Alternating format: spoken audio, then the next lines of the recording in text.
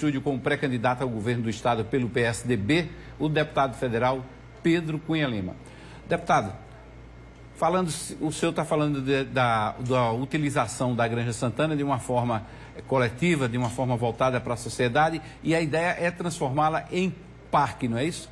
É fazer um parque público, né, para valorizar também, né, a nossa cultura, a nossa arte, né? Dentro da casa você pode ter um museu, enfim, aí a gente vai conversando com a sociedade, né, discutir o que fazer, mas a Granja Santana, Hermes, é muito mais um símbolo, né, de um governo que deve ser austero, né, porque falta recursos para investimentos. Você vê, o governo do estado atual, o governador João Azevedo, não tem o que apresentar, é um governo de obra. Seja aqui em João Pessoa, o que é que foi feito? Seja na Grande João Pessoa, seja em Campina Grande, seja no Sertão. É um governo que patinou muito, patinou também por isso, porque não tem esse foco, né, numa prioridade para poder reduzir o orçamento onde ele é excessivo, para que a gente consiga ter margem para reduzir carga tributária, para fazer investimentos, né, nas áreas mais importantes. Então, a gente tem esse espírito, essa vai ser uma marca. Eu quero colocar o governo do estado da Paraíba como um dos governos mais austeros do país, né? Em transparência pública, no ranking da CGU, assim como no ranking do Ministério Público Federal, a Paraíba ocupa a 24ª posição. Não é transparente porque não pode se mostrar. Não pode se mostrar porque não é austero, porque fica ajudando os seus. Quais são os imóveis alugados pelo governo do estado? Pertencem a quem? São alugados para quê? São alugados a quanto? Qual é o valor de mercado? Então, tudo isso fica sendo escondido, né? Quais são os contratos por inexigibilidade de licitação, dispensa de licitação? São contratos para fazer o quê? A empresa é de quem? Essas coisas precisam ser claras. E na Paraíba não é claro porque se o governo se mostrar, né, existe uma vergonha do que acontece, porque não é austero, porque não tem essa mentalidade. Então, eu falo muito da Granja Santana porque é um símbolo, mas a nossa vontade e o nosso compromisso é ter um governo austero que passe essa nova mensagem, né, de um novo tempo que não permite mais esses desperdícios. Veio outras medidas, então, como redução da quantidade de prédios públicos alugados, redução de veículos utilizados por secretários, tudo isso está dentro desse combo. Vai ser, Hermes, um pacote. Eu vou passar um raio-x no orçamento. Qualquer centavo que não cumpra uma função social, que não esteja sendo dirigido para quem mais precisa, né, que não tenha essa finalidade de servir a esse processo de transformação do Estado para as pessoas que não têm abastecimento de água, que não tem coleta de esgoto em casa, que passa fome, quando não é a fome é a carestia, que não tem emprego. Então a gente passa um raio-x no orçamento. O recurso que não servia a essa função, tesoura, corta, com rigor. Eu fui presidente da Comissão de Educação. Na segunda semana a gente ia receber o ministro da Educação. Um dia antes a secretária chegou para conversar comigo, dizendo, presidente, amanhã a gente tem uma praxe de fazer um lanchinho para receber, né, o ministro. E aí eu perguntei, quem é que vai pagar por esse lanchinho?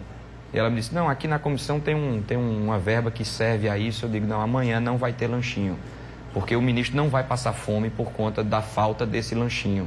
É uma questão de uma visão de mundo rigorosa, né, com esse novo olhar, de uma nova geração que percebe que isso não cabe mais. Então, né, cortes em celulares, em carros alugados, em orçamentos excessivos, né, de órgãos públicos, né, todo esse desperdício, né, numa série de repartições, a gente vai ter que ter um rigor muito grande, usando a transparência ao nosso favor, até para poder se blindar. Quando alguém for pedir alguma coisa, a gente diz, não, tá lá no site da transparência, né? Sendo transparente, a gente, por si, já torna o governo mais austero.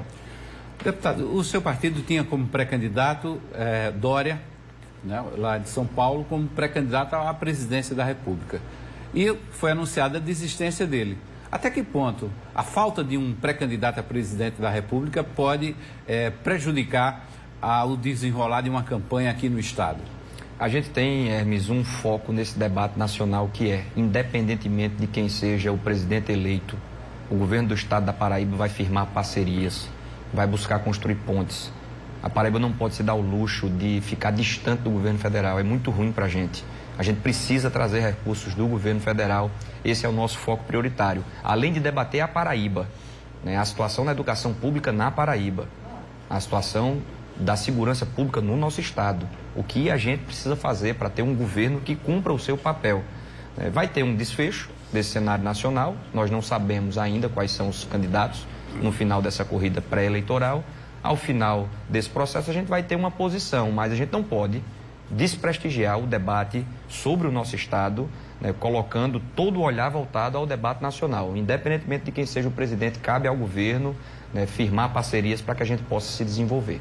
Quando o senhor fala em inovação dentro e fora do governo, mais no Estado, a gente fala também da questão das energias renováveis, das energias limpas.